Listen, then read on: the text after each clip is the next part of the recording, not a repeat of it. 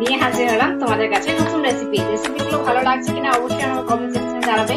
যারা যারা আমার চ্যানেলকে সাবস্ক্রাইব করেছে তাদের জন্য অসংখ্য ধন্যবাদ। যারা যারা এখন কিন্তু আমার চ্যানেলকে সাবস্ক্রাইব করেনি সাবস্ক্রাইবটা করে নাও এবং পাশে থাকা বেল আইকনটি টং করে বাজিয়ে নেবে। চলো বন্ধুরা দেখে নেওয়া যাক আজকের আমাদের নতুন রেসিপি। আজকের আমাদের রেসিপি হচ্ছে কাস্টার্ড কেক। এতটা টেম্পটিং দেখতে হওয়া কেক আর জাস্ট অসাধারণ লোভনীয়। জাস্ট ব্যাক সাইডটা তোমাদের দেখায়, এই হচ্ছে ব্যাক সাইড। চলো বেশি বকবক না করে শুরু করা যাক কেকের রেসিপিটা। হ্যালো বন্ধুরা, তোমরা কেমন আছো? আশা করি খুব ভালো আছো। তো আমিও ভীষণ ভালো আছি। তো একটা দারুণ রেসিপি নিয়ে এসেছি, কেকের রেসিপি নিয়ে এসেছি। তো চলো কি করতে হবে প্রথমে দেখিয়ে দিই। কাস্টার্ড কেক নিয়ে এসেছি আজকে। কাস্টার্ড কেক বানানোর জন্য কি কি লাগছে, প্রথমেই লাগছে 1 কাপ দুধ। তো 1 বাটি মানে 1 কাপ দুধ নিয়েছি। এটা কিন্তু প্রথমেই আগে নিয়ে নিতে হবে। এটার পর দিয়ে দেবো হচ্ছে যে কাপ মেপে আমি বাটি মেপে আমি দুধ দিলাম, সেই কাপ বাটি মেপে আমি কিন্তু হাফ কাপ মতো চিনি দিয়ে দেবো। হাফ কাপ চিনি দিয়ে দিলাম। এরপরে এই ইনগ্রেডিয়েন্টস যেগুলো আমরা দিলাম অ্যাড করলাম, এগুলো কিন্তু ভালো করে আমাদের কিন্তু মিশিয়ে নিতে হবে। চিনিটা ভালোভাবে মেল্ট হয়ে যাওয়ার পর কিন্তু বাকি ইনগ্রেডিয়েন্টস অ্যাড করব। তার আগে আমরা কিন্তু ভালো করে চিনিটাকে মেল্ট করে নিচ্ছি। চিনিটা ভালোভাবে মেল্ট হয়ে গেছে। এরপরে দিয়ে দিচ্ছি 1 কাপ পরিমাণে ময়দা। আরো লাগলে আরো অ্যাড করব। প্রথমেই আগে মিশিয়ে নেব, তারপরে যদি লাগে তাহলে আরো অ্যাড করব আমরা।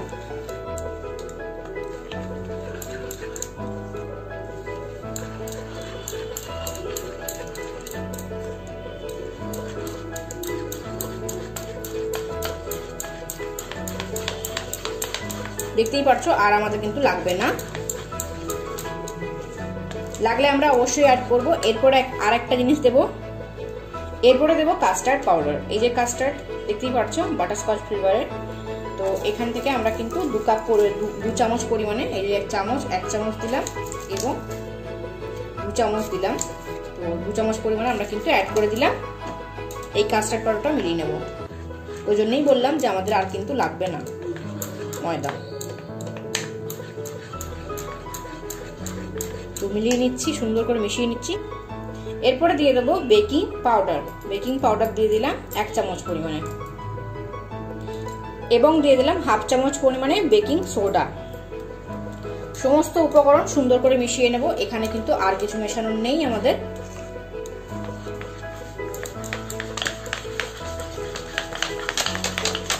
দেখতেই পাচ্ছ কিভাবে আমরা ফেটাচ্ছি জিনিসটাকে, এরকম করে ফেটিয়ে নেবে।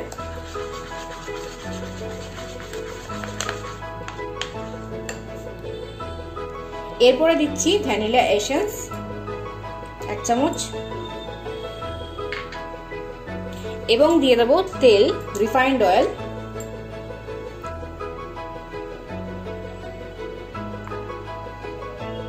রিফাইন্ড অয়েল দিয়ে দিলাম মোটামুটি 3 চামচ পরিমাণে। এবারে সুন্দর করে এটা মিশিয়ে নেব। এরপরে যদি তোমাদের মনে হয় যে ব্যাটারটা লিকুইড হয়ে গেছে, তো সেক্ষেত্রে তোমরা কিন্তু ময়দা তখন অ্যাড করতে পারো। সুন্দর করে মিশিয়ে নেব আগে।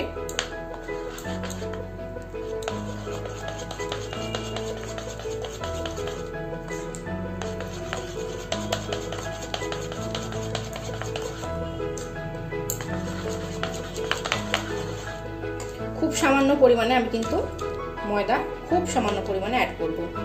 খুব সামান্য পরিমাণে দেখাচ্ছি তোমাদেরকে, জাস্ট অল্প। বুঝতেই পারলে কতটুকু ময়দা আমি অ্যাড করলাম থিকনেসটা আনার জন্য। আমাদের ব্যাটার হয়ে গেছে রেডি। এর ওপর দিয়ে দেবো হচ্ছে আমি কিছু মোরব্বা কুচি করে রেখেছিলাম। এই সেই মোরব্বা, এগুলো অনায়াসে যে কোনো দোকানেই কিন্তু পেয়ে যাবে। দেখবে মিষ্টির দোকানে সাধারণত রাখে, কিছু গ্রোসারি শপেও রাখে। তো আমি দিয়ে দিলাম। এইগুলো দিলে কেকের মধ্যে কেকটা অনেকটা খেতে টেস্টি হয়, মানে ভীষণই টেস্টি হয় খেতে। মানে যখনই মুখে একটা করে পড়ে মোরব্বা, তখন খেতে কিন্তু মানে অসাধারণ লাগে। আমি কিন্তু ওপর দিয়ে টুটি ফুটি দেবো, মধ্যেখানে টুটি ফুটি দিলাম না। তোমরা চাইলে তোমরা টুটি ফুটিটা দিয়ে দিতে পারো। মোরব্বাটা যদি না থাকে, মোরব্বাটা পুরোটা স্কিপ করে তোমরা কিন্তু টুটি ফুটিটা অ্যাড করে দিতে পারো।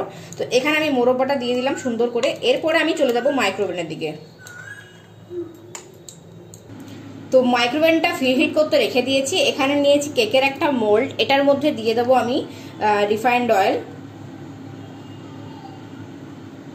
দেখতেই পেলে রিফাইন্ড অয়েল কতটুকু দিলাম। এরপরে কিন্তু রিফাইন্ড অয়েলটা রেখে আমি কিন্তু ব্রাশ দিয়ে ভালো করে চারিধারে মিশিয়ে দেবো। তোমরা চাইলে এটার উপর ময়দা কোট করতে পারো, কিংবা বাটার পেপার থাকলে বাটার পেপার দিয়ে দিতে পারো, যেটা খুশি তোমাদের। কিন্তু আমার মনে হয় আমি তেল দিয়েই করে থাকি, তো সাধারণত তেল দিয়েই আমি তোমাদের সাথে শেয়ার করি।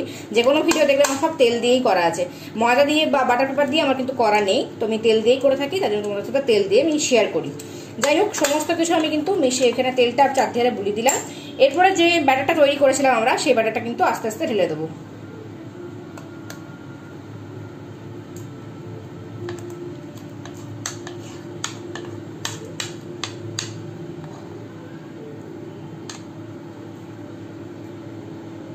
কেকটা পুরোটা ব্যাটারটা ঢালা হয়ে গেছে, তো আমরা জাস্ট এরকম করে একটু ট্যাপ ট্যাপ করে দেব। এরপরে উপর দিয়ে কিন্তু আমি ছড়িয়ে দেব টুটি ফ্রুটি,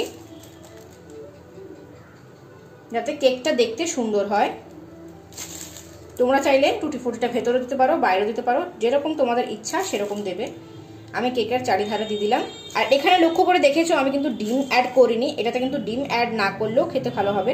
তোমরা চাইলে ডিম অ্যাড করতে পারো, কিন্তু আমি বলবো ডিম অ্যাডটা না করাই ভালো, যেহেতু আমরা কাস্টার্ড পাউডারটা দিলাম ওই জন্য। তো চারিধারে দিয়ে দিলাম টুটি ফুটি। এরপরে কিন্তু আমরা ওভেনের দিকে চলে যাব। ওভেনটা আগে থেকে 180 ডিগ্রি সেলসিয়াসে ফ্রি হিট হয়ে আছে। জাস্ট ওভেনের দরজাটা অন করে বার করে আমি কিন্তু কেকের ব্যাটারটা দিয়ে দিলাম। এরপর এটাকে আমরা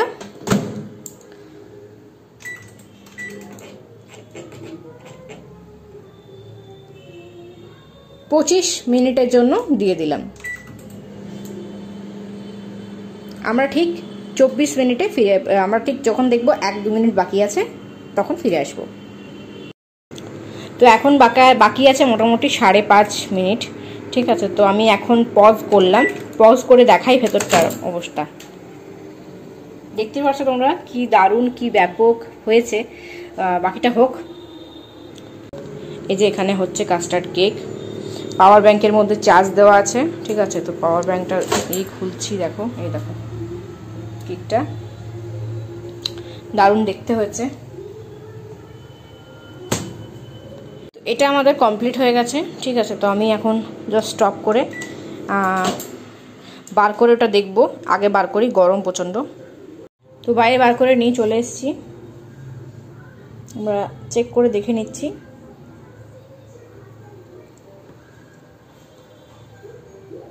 চাকু পরিষ্কারই বেরোচ্ছে। মোটামুটি আমাদের কেকটা কিন্তু রেডি হয়ে গেছে।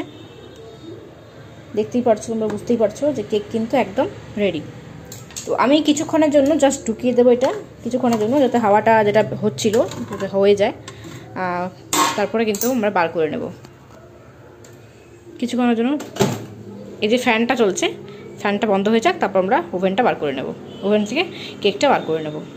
ততক্ষণে যদি কিছুটা থেকে থাকে কাঁচা, তো সেটা এখানেই পূর্ণ হয়ে যায়, কারণ ভেতরটা প্রচণ্ড গরম আছে।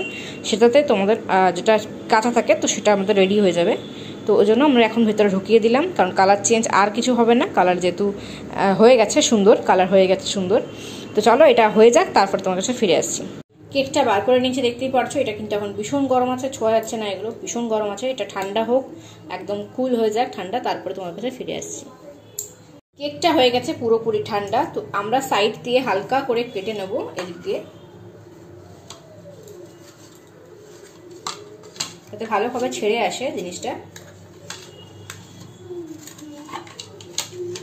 ভীষণ সফট হয়েছে, ভীষণই সফট।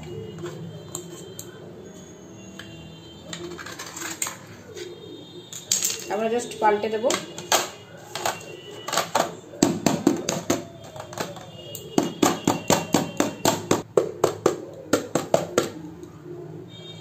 এই যে দেখো বেরিয়ে এসেছে সুন্দরভাবে।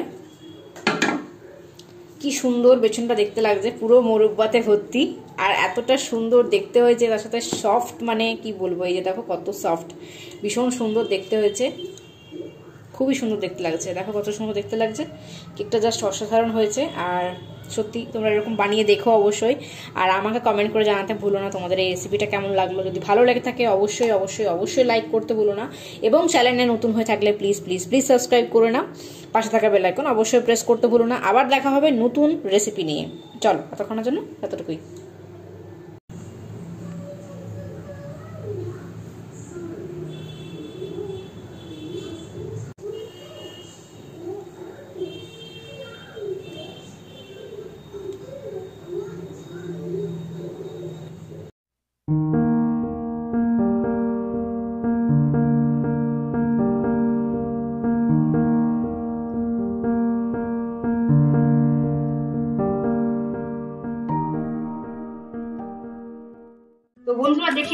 সুন্দর একটা রেসিপি তৈরি হয়ে গেল আজকে।